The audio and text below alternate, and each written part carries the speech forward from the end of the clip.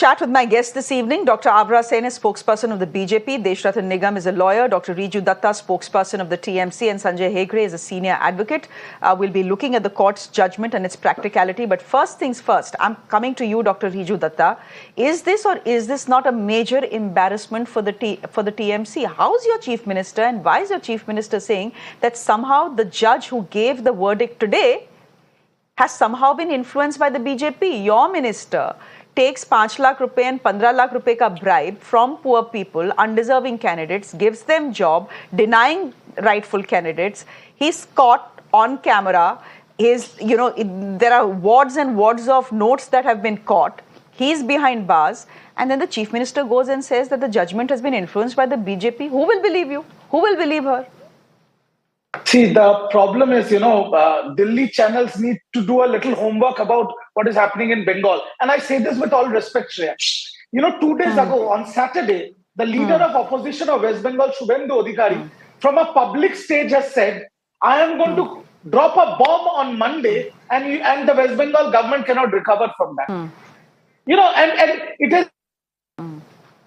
it is not the first time. Multiple times Suvendu Adhikari has said, the CBI will go to his house, ED will go to his house, and subsequently ED and CBI has carried on those raids. So, the order today that was passed by the Honorable Division Bench is based on the order that was set aside by the Supreme Court of a judge who is now the BJP's Lok Sabha candidate.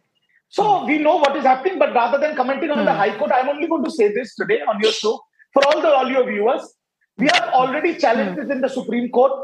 It will be stayed and set aside in Supreme Court. And I'm saying this with full authority. Why? Because the final charge sheet that was filed by the CBI said, we have found discrepancy in 5,000 applications. There is a discrepancy. Okay. 5,000 applications and unemployment. You are saying for last 8 years, the candidates out of which more than 20,000 who have got jobs on the rightful way, merit base, you are asking them to give back the salary they've earned in 8 years in 4 weeks' time. It's an inhuman bias. How are they rightful candidates? In the Supreme Court, and I'm sure in the next couple of days it will be not only stayed but set aside. No, but how is it inhuman, Dr. Riju Dutta, if I pay a bribe to get a job and then a court in this country says 8 years ago, you paid a bribe to get a job, denying a rightful person from getting that job. Now we are sacking you and you have to pay back all the salary with interest that you've got from the state government. How's that unjust? Injustice is what happened 8 years ago. Injustice is not what is happening today. Many people will argue. Shreya, I completely agree with you. If the judgment would have said, as per the CBI findings, as per the charge sheet, 5,000 candidates who have been found, doing a lot of discrepancy or malpractice or whatever, we are cancelling their jobs and they have to return their money, then probably I wouldn't have much to say. But what about the 21,000 genuine students who have been working for 8 years?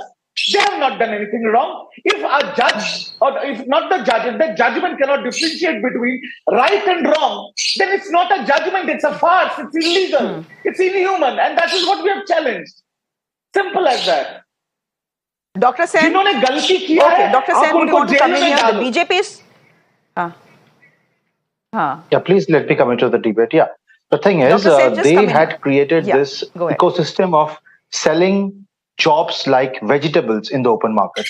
This is what TMC has done over the years. Many of their leaders, including the then education minister, is in jail today. And I'm carrying a copy of the judgment by the Honorable High Court's Division Bench. Clearly, it is written in the judgment that the state government has categorically accepted that there are innumerable discrepancies in the recruitment process. They were supposed to answer to the court how many such recruitments were illegal, but the state School Service Commission could not give any figure whatsoever. During the inquiry of the CBI, it was found that the SSC has just deleted all the digital records of the OMR sheets from its server. It was done on purpose to occlude the entire process of investigation by the CBI and ED.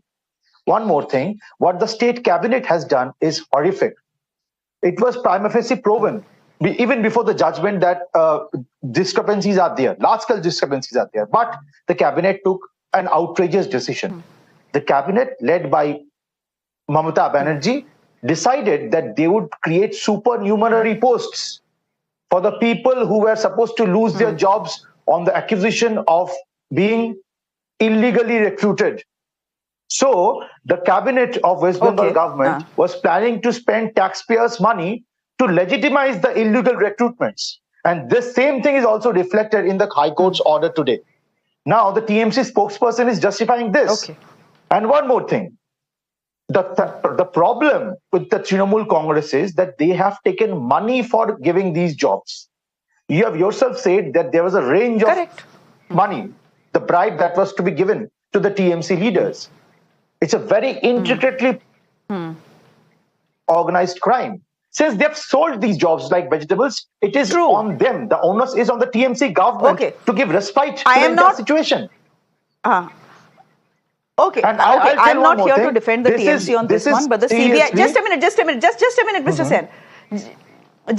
minute, Mr. Sen. But the CBI has themselves gone to court and said it seems to us that Mr. Partha Chatterjee was the prime planner of this entire scam. They haven't named anyone else. The fact is we've seen subsequent arrests, etc., but they haven't named anyone else.